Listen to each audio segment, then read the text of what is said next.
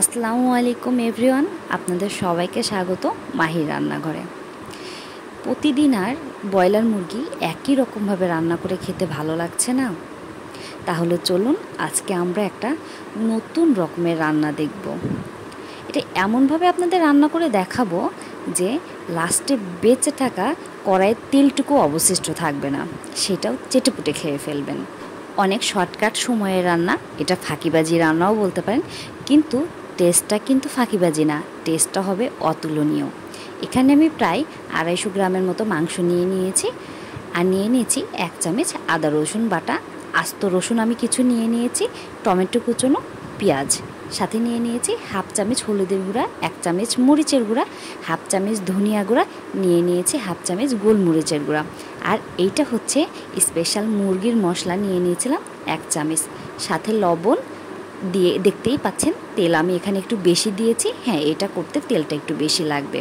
আর দিয়ে দিলাম 1 চামচের মতো সয়া সস, আপনারা চাইলে 1 চামচ লেবুর রসও দিয়ে দিতে পারেন। এখানে সবথেকে প্রথম কথা, হাত দিয়ে আপনি যে তরকারিটাই বেশি ভালো করে মাখাবেন সেই তরকারিটাই খেতে অনেক ভালো হবে। চেষ্টা করবেন এটা অনেকক্ষণ সময় নিয়ে হাতে চটকে চটকে মাখাইতে। এই তো এখন আমরা চুলাতে তুলে দিয়েছি। আমি এখানে বিন্দু পরিমাণে পানিও ব্যবহার করব না, হাত ধুয়েও কোনো পানি দিব না। এখান থেকেই অনেকটা পানি বের হবে, আর সেই পানিতেই আমি পুরো মাংসটা রান্না করে ফেলব। দেখতেই পাচ্ছেন আমি উল্টে পাল্টে ভালোভাবে নেড়ে চেড়ে দিচ্ছি, আবার ঢাকনা দিয়ে ঢেকে দিব।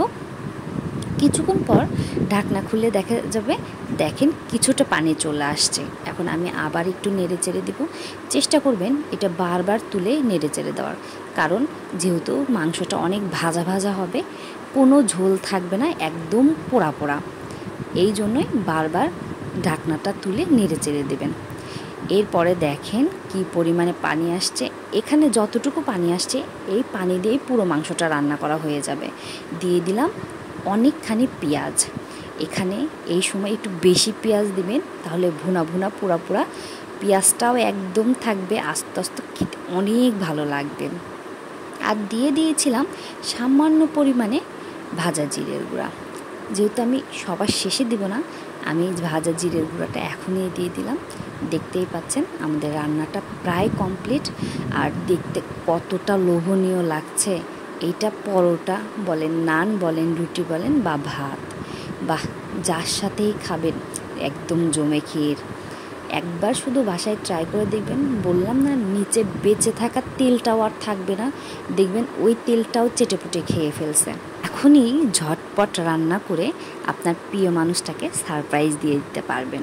সবাইকে ধন্যবাদ। আসসালামু আলাইকুম।